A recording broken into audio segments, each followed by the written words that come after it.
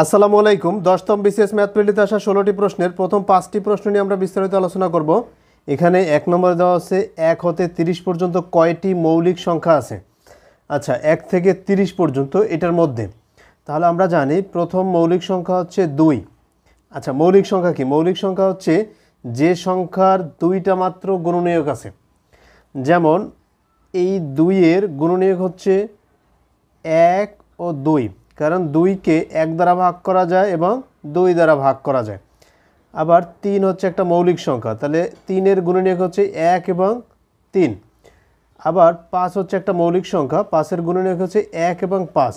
তাহলে আমরা দেখলাম যে কোন মৌলিক সংখ্যার গুণনীয়ক হচ্ছে 1 এবং ওই সংখ্যাটি, এছাড়া কোনো গুণনীয়ক নেই। তাহলে এখানে 2, 3, 5, এরপর আমরা লিখতে পারি 7, 7-এর পর 11, 13, 17।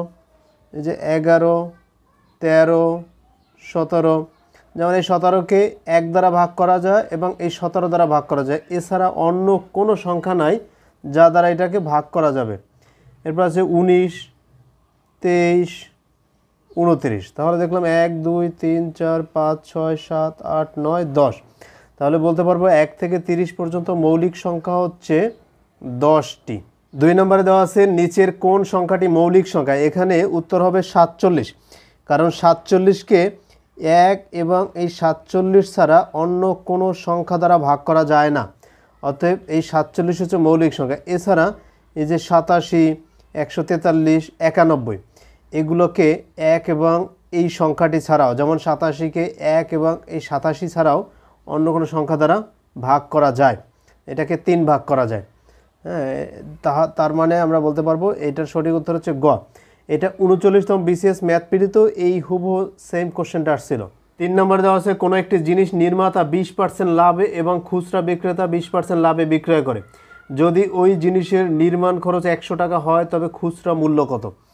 এখানে নির্মাণ খরচই বলে দিছে 100 টাকা, যেহেতু যে নির্মাণ করছে সে 20% লাভ করছে, তার মানে সে এই 100 টাকায় 20% কথার অর্থ হচ্ছে 100 টাকায় 20 টাকা লাভ করছে।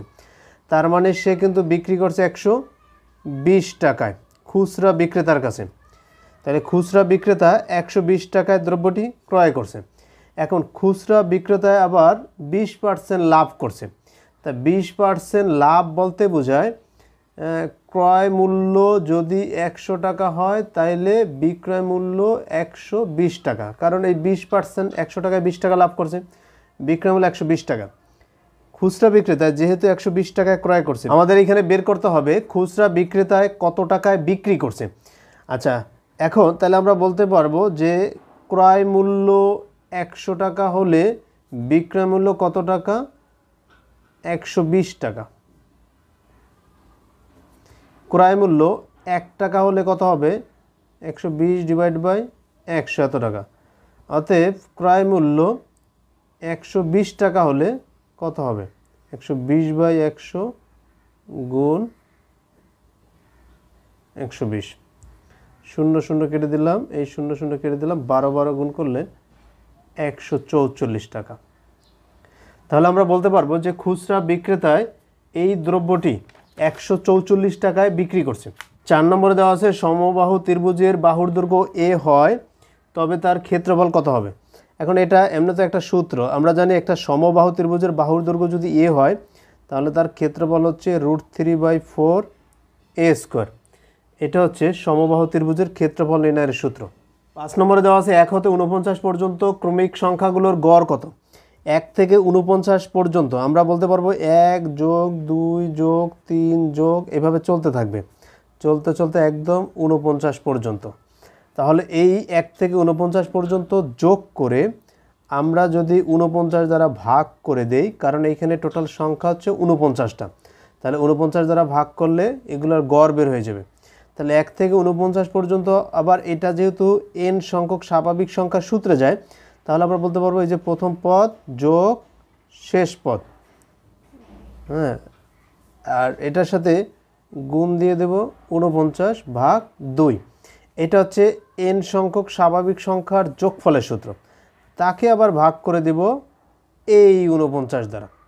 তাহলে এই 49 কাটাকাটি যাবে, শেষ পর্যন্ত থাকবে কি 1 যোগ 49 ভাগ 2। তাহলে আমরা একটা নতুন সূত্র শিখলাম, সেটা হচ্ছে প্রথম n সংখ্যক স্বাভাবিক সংখ্যার গড় বের করে প্রথম সংখ্যাটা যোগ শেষ সংখ্যাটা ভাগ 2 দিলেই হয়ে যাবে। তো এটার সঠিক উত্তর হচ্ছে এখানে 1 যোগ করলে 50 আর 2 ভাগ করলে 25, তার মানে সঠিক উত্তর হচ্ছে 25।